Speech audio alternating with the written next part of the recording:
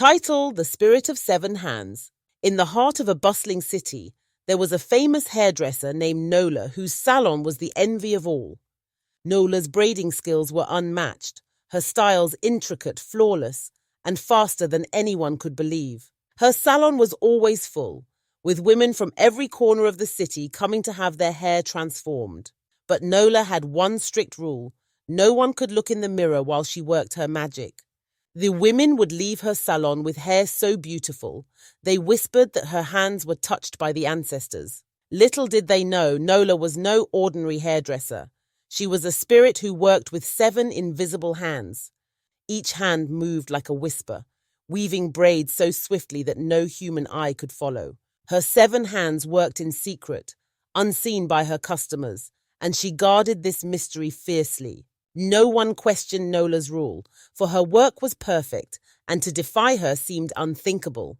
But one woman, named Ajoa, grew curious as she sat in Nola's chair, feeling the strange speed of the braids forming on her head. As Nola worked, Ajoa could sense something was different, something she couldn't explain. "Why can't we look in the mirror?"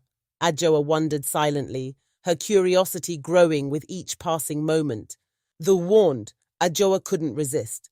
Her heart raced as she glanced at the large, ornate mirror in front of her. Slowly, with careful eyes, she tilted her head just enough to see a reflection. What she saw froze her in place. 7 hands, not 2, moved through her hair faster than the wind itself. The invisible hands became visible in the glass, ghostly but real, weaving patterns more complex than anything she had seen. Ajoa gasped, her heart pounding, but her movement alerted Nola, who immediately stopped. "Why do you look scared?" Nola said quietly, her voice filled with sadness, her once warm eyes now cold. The 7 hands vanished from the mirror, but the secret was out.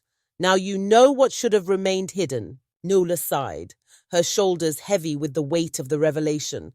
"I am a spirit bound to this world, but my power comes from secrecy. I plait with 7 hands to honor the spirits of the ancestors," Nola said. "But once my secret is revealed, I must leave."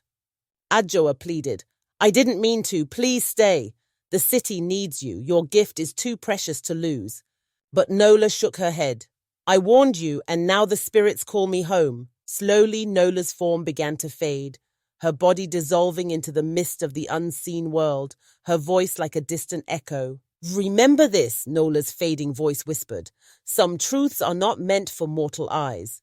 "Remember this," Nola's fading voice whispered. "Some truths are not meant for mortal eyes."